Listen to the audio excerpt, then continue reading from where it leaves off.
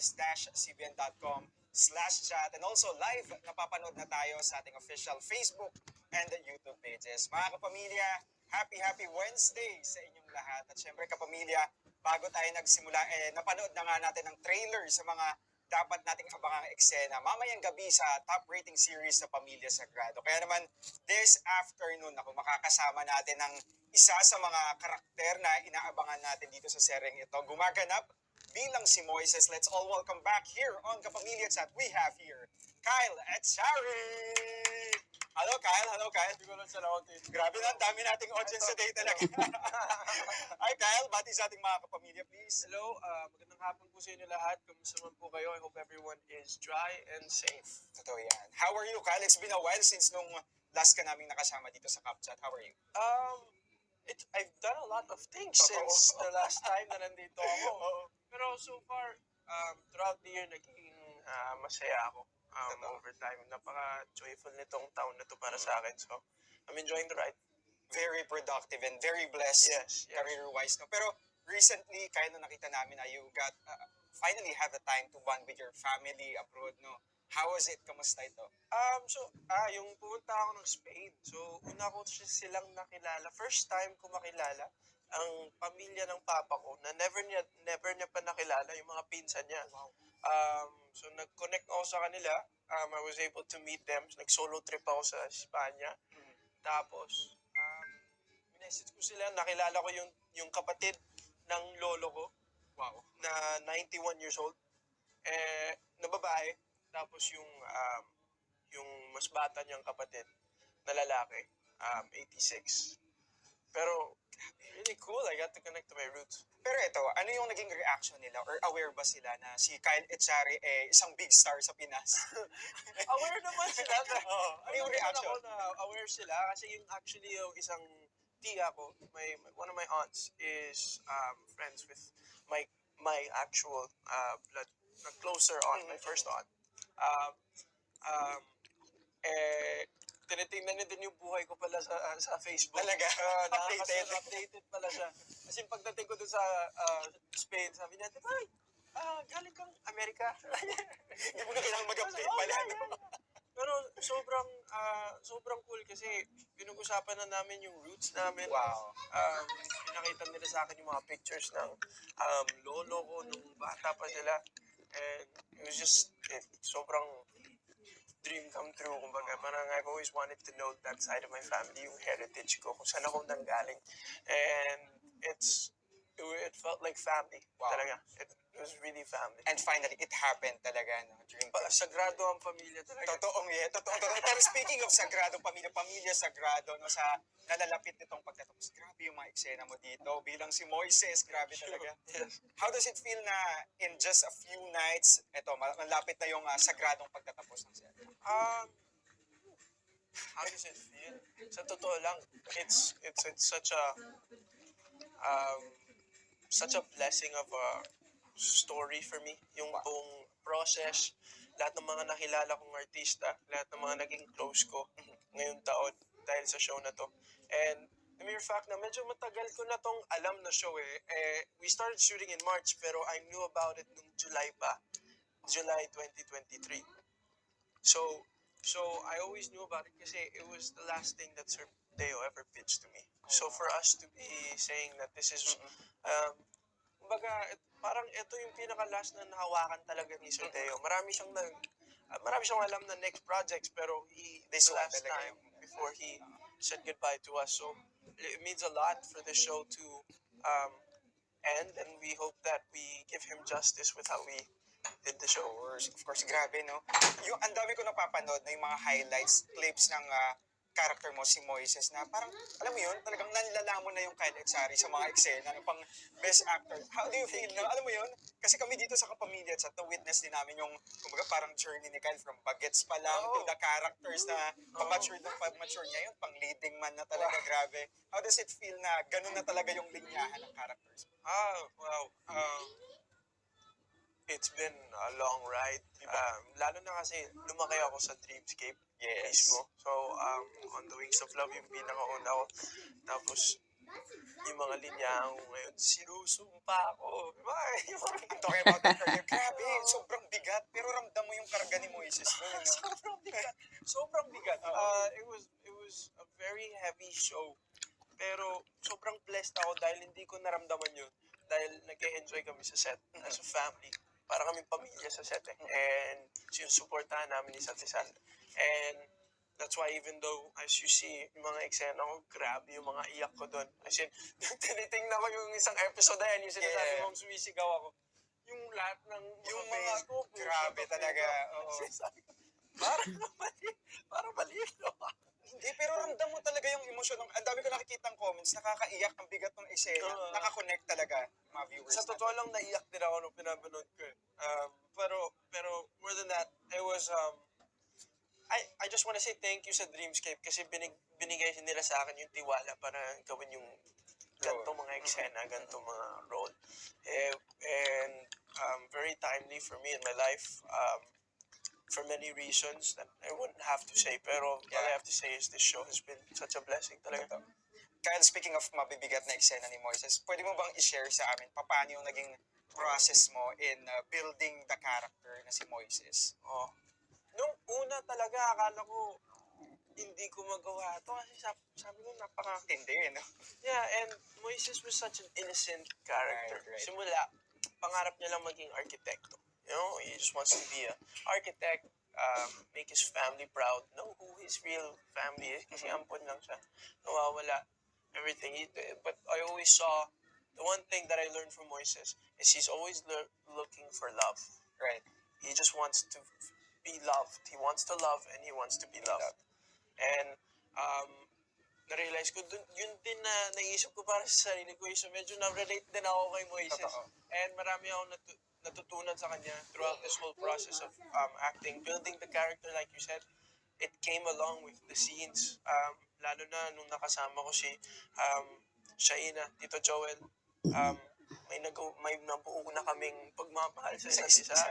And sobrang happy ako sa lahat ng nangyari and sa lahat ng natutunan ko sa kanya. Galing. Pero Kyle, ikaw, kapag kayo mga ganong eksena na sobrang tindi, paano ka nag-prepare? Ikaw ba yung tipo na you listen to music, gusto mo ng alone time? Paano? Yes. That was for sure one of my number one things to do. Listen to music. My song for Moises was actually Sparks by Coldplay. Or Spoliario. Yes. Spoliario. I always listen to that song. Lalo na pag tumatakbo si Moises kasi lagi akong tumatakbo sa show na to. Kung napanood niyo po yung at least 1 week, if you watch at least one episode in 1 week of Pamilya Sagrado, tumatakbo si Moises. May cardio lagi si Moises. Oo. So, bago mag 5, 4, 3, 2, limang palig. Ayun. So parang mas nai-embody mo si Moises. Gawin na natin to. Pero working with Shaina nga, Sir Joel, and everyone talaga, and even yung team up yun ni Daniela dito, ang dami ding nag-aabang. Speaking of Daniela, paano naman kayo Is this your first time ba to work No, together? senior high. Senior high, yeah. yes, of course. I worked with her in senior high. How was it working with her? You know, Danny was someone na she would love to go to Baguio pero hindi siya maglalak-in. Parang dun lang sa isang araw, bababa. Grabe. Tapos babalik after 2 days, 3 days. Tapos babalik na naman. So sabi ko, uy, nakakapagod yung ginagawa. Ginagawang QC lang talaga ang nung Ginagawa mong QC yung Baguio, Pero, she gave her best in this film. And yun yung appreciate ko naman sa kanya. Naging maganda din yung samahan ni Maxine and Moises. Nakita ng mga tao. Siyempre, like I said, Moises just wants to be loved. Right? He wants to feel love and give love. And someone that helped him feel seen was Maxine. So it was nice to have that dynamic pa rin kahit papano. Kasi napaka lalim na ng kwento ni Moises napakadami nangyari sa kanya. And nung una sabi ko, paano to na-in love? Sa mga kabila ng nangyayari talaga, na-in love ba talaga siya? Diba? Sa lahat na nangyari sa'yo, na-in love ka pa. Hanep. Pero Yun nga, like I said, nakita nyo naman, Moises just wants to feel love and be Right, loved. right. And yun yung naging kwento nilang dalawa ni Maxine. Grabe.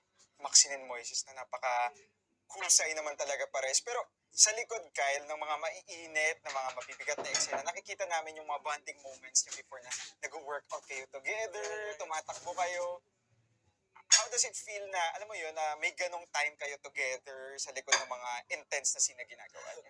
Yun nga, like I said, kaya hindi namin naramdaman kung gaano kabigat tong show na to. Habang pinapanood ko ngayon, lalo na tong last 8 days, Yes, yes.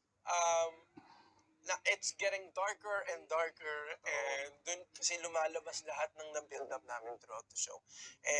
The thing is, I never really felt it that way because, like I said, may pamilya na kami sa set, may program kami ginagawa. Kami ni Piolo, lagi kami nag-workout para at least na-stimulate na namin yung katawan at isip bago gawin yung mga iyakan at ganun. But,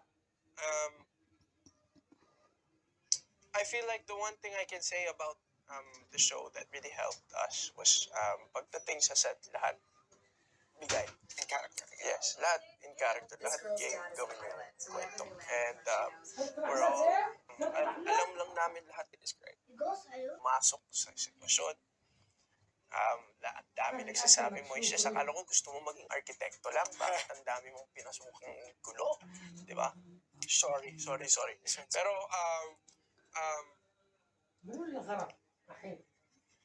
yung naging problema ko was I was also thinking of that. Why am I doing this? What is Moises's why?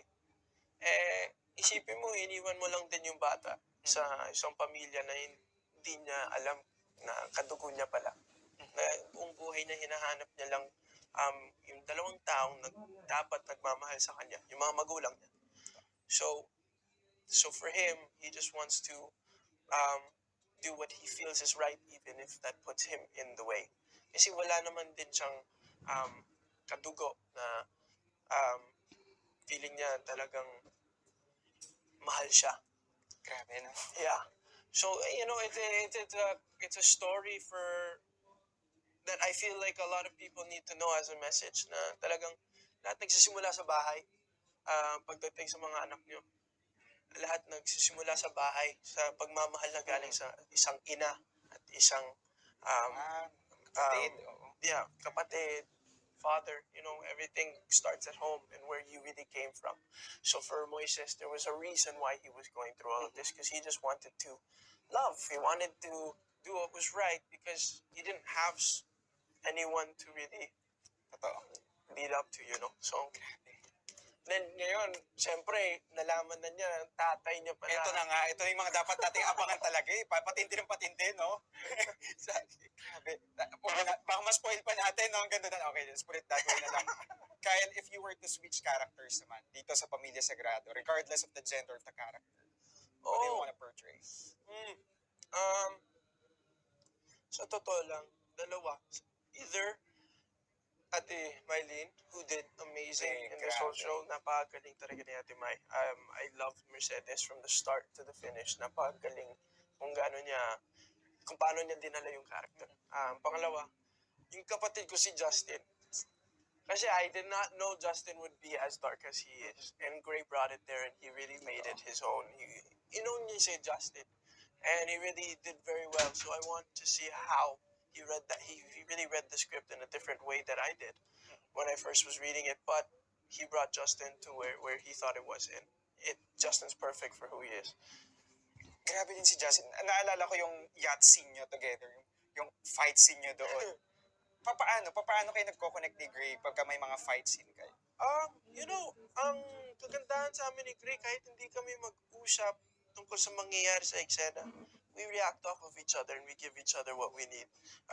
Pero pagdating sa action naman, actually, the yacht scene was tinulungan niya kami sa big shoot with him. Ang dami niyang tips sa amin, lalo na sa action. So, it was fun shooting with Gray that day na nakakapagod yung eksena na yun. Sobra kasi nasa gitna ka ng dagat. Yate, tapos sobrang init. And talagang intense na fight scene. Pero that's what I really enjoyed working with Gray because it was very collaborative. And all of our scenes, we would bounce off of each other. Ad-lib kung ad-lib, pero hindi kami sumasapaw.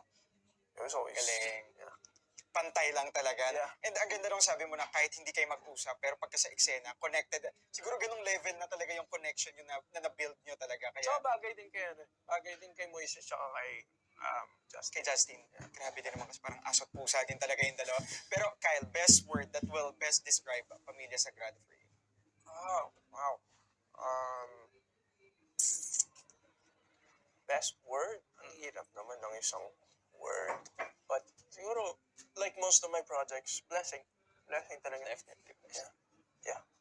Ang dami ko natutunan talaga dito sa show na to. For myself, for my career. But I'm so thankful talaga. Kyle, do you consider Moises and Pamilya Sagrado as one of your best projects? Oh, yeah. Yeah. Best yet. Best yet? Yeah, one of my best yet for sure. Di lang dahil sa feeling ko mas magaling ako dito or something, but because this is a story na I felt had the most purpose and I'm very happy to find that in my characters. When it comes to acting, kasi a lot of people wonder why we do what we do. Yung sinabi, yung dito sa show na to na-realize ko kung gano'n ko importante makakuha ng mensahe sa mga ganitong proyekto. And I got such a good message from it when it comes to things in society na talagang nangyayari sa harap natin. When it comes to problems in families na kailangan makuha din nila yung message namin kung bakit naging ganito si Justin. Kasi like I said kanina, nagsisimula sa bahay. So, stuff like that. It was really nice to say that we got to give a good message for this show. After Moises, Kyle, ano na yung makukonsider mo o ano na yung dream role mo ngayon na gusto mong gawin in the near future? I've always wanted to do a biopic of someone. Yeah, that's one story. I can't say who. Exactly who, pero But that's a dream. yeah, I want a dream kind of project. Marami pang iba. Marami pang gustong gawin. Pero I'm taking it one at a time, day by day, and whatever comes to me. Wow.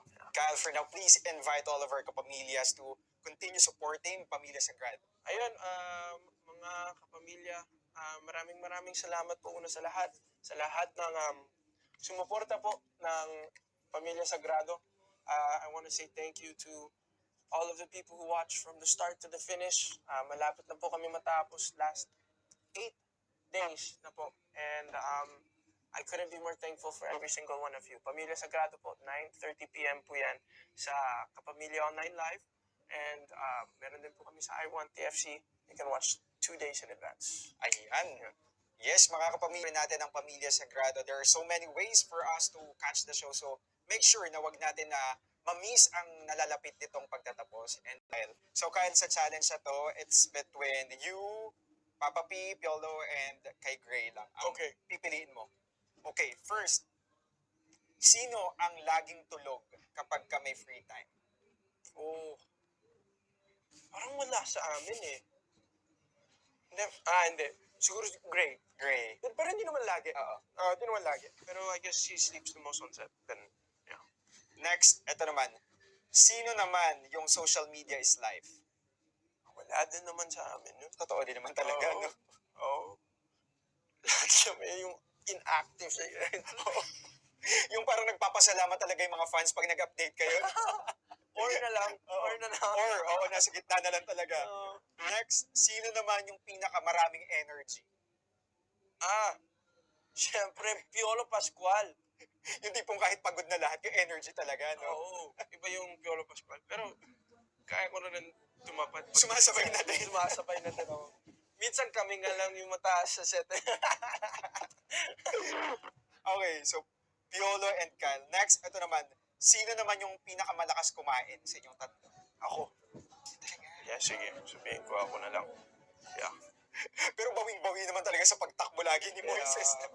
Yun nga. Kaya kailangan kumain sa set. Oo, para may energy talaga. Next, ito, sino naman yung talagang in character na pagka nasa set, ayaw na magpa-istorbo, ganyan. Great. Yeah, iba yung process niya din. Pero I respect it. Totoo. For the betterment of the show naman talaga. I mean, he mingles naman with us, but it's Oo. like more of when, if like time ahead. So, gray tayo doon. Yeah. Next, Kyle, ito naman, sino naman yung pinaka laging nagbibiro sa mga co-stars or yung nambubuli na cute way? Piolo Pascual. Alam ng lahat yan. Pero bumabawi naman siya. Mabait naman siyang tao, pero bully yan. Ako, take note mga kapamilya, bully in a way na sabi ko ano, kapag sa pamilya kasi, di ba, yung Oo. nagbibiruan Kayo kayo. naman, di ba? Dapat naman talaga binubuli natin isa't isa. Kasi honest tayong tao. Right? Alright. Next, ito naman, sino naman yung pinakamaagang dumarating sa location? Oo. Si Gray kasi nagsuservice eh. So, minsan siya. Pero minsan, kami ni Piolo minsan tumatakbo kami papunta sa set. Grabe. Sa Baguio. Kasi, magja-jogging muna kami, tapos pagdating namin sa set, dugyot naman ako sa eksena, hindi ako maliligo. Pero pag dapat Character na agad si Moises. Diba? Laging takbuhan. Oo. Saka Baguio naman, malamig. Di naman ako Right. ganun kapawis. Di naman ako ganun kabaho. So, minsan hindi ako naliligo. Pero naliligo naman ako most of the time. Take note mga kapamilya, most of the time naman. Most of the time doon.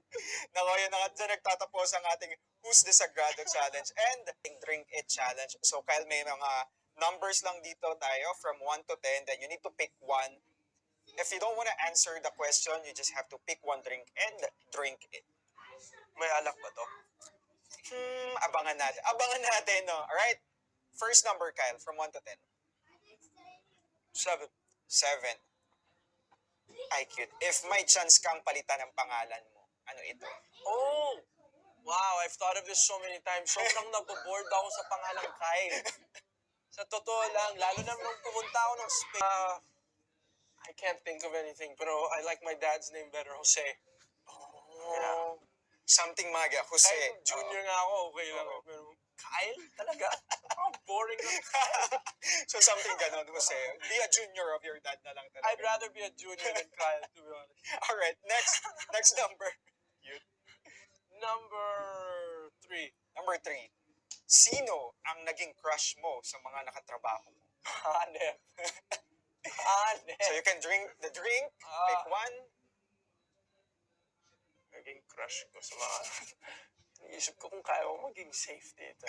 Crush in a way na super in-admire. Yung kanda ng ginto, crush ko, Beauty Gonzalez. Grabe din naman talaga. Si Romina. Tama ba? Romina, no? Yeah, Romina. Yeah. Okay, so Yeah. Miss Beauty Gonzalez. Next number, Cal. Safe. 5. Number 5. If you will give a message to your parents, what would it be? Ay, sus. Iinom ka pa ba yan? Parang very vocal naman si Kyle dito naman. talaga eh. Oh. Message to my parents, I love you guys so much. I tell you this all the time. I wouldn't be here without you. Obviously. Pero more than that, I do everything because I want to be able to take care of you guys like you guys took care of Bella. And Sweet. I will always love you guys. That's so sweet. Oh. Next number, Kyle. 10. Number 10. Ano ang pet peeve mo pagdating sa trabaho? Pet peeve.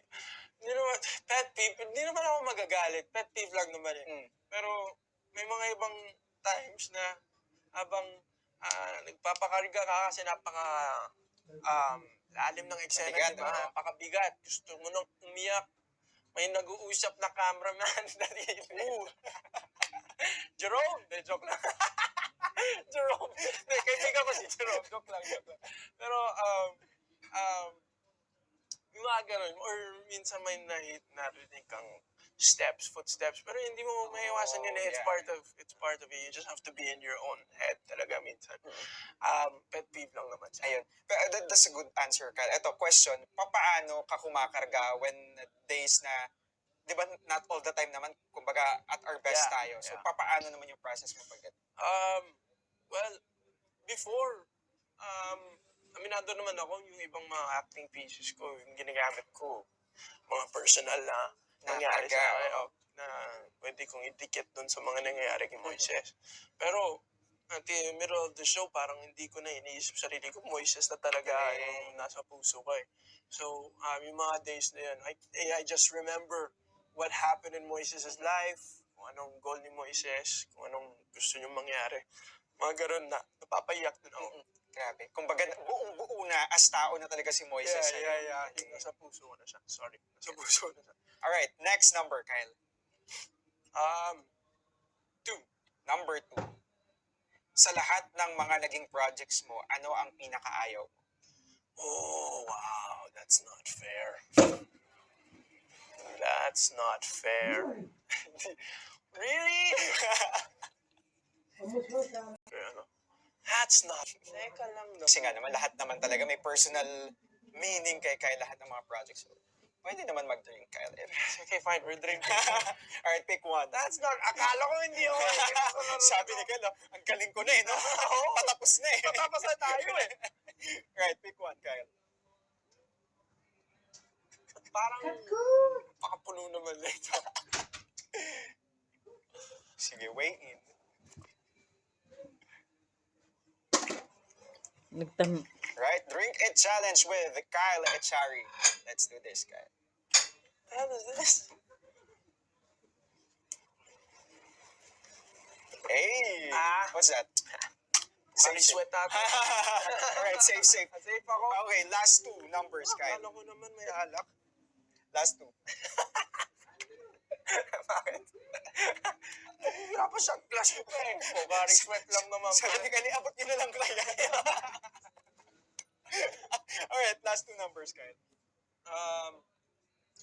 So, anong meron pa? We have 9, number 8, number 6, 6. number 4, number 6. Sino ang pinaka-recent girlfriend mo? Another one, Kyle Echari, mga kapamilya. Really? Kyle, nakasulat talaga, binasa ko lang talaga. Kyle, napag-utusan lang, Kyle, ha? Welcome back to kapamilya, Kyle Echari, no?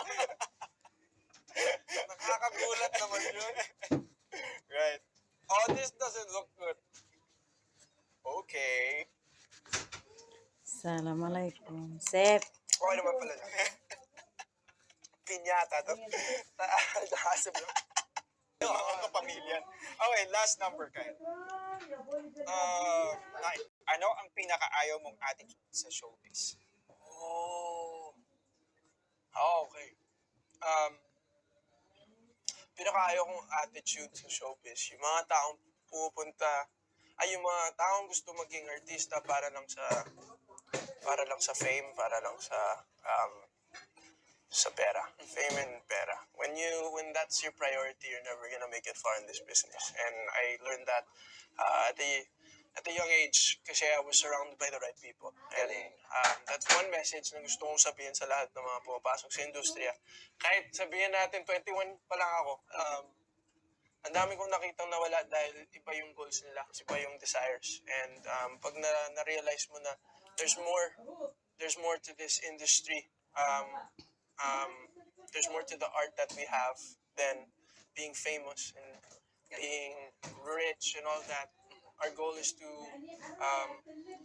be storytellers for a good reason. So, Totoo yun, no? Kasi ang daming, gusto ko mag-artista. Kasi, lalo na sa generation natin ngayon, dahil Oo. napakadaling maging artista sa totoo, TikTok. maging famous talaga, maging influencer na tinatawag. Oh, for but you you know, talaga. as long as you have the right values, I mean, we have a lot more ways to show ourselves to the world. As long as your desires and your mindset is in the right place, you'll make it far.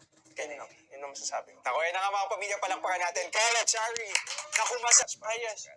Sa lahat po ng mga kapamilya natin na nanood ngayong gabi, hapon. Ngayong hapon. Maraming salamat po. Sana po supportahan niyo pa rin po ang Pamilya Sagrado hanggang dulo. Last 8 na gabi na lang po kami. Marami pa pong mangyayari kay Moises. Nakakagulat, di ba? Marami pang mangyayari sa kanya. And I want TFC at 9:30 p.m. Get sad. Bye everyone and stay safe. Have a great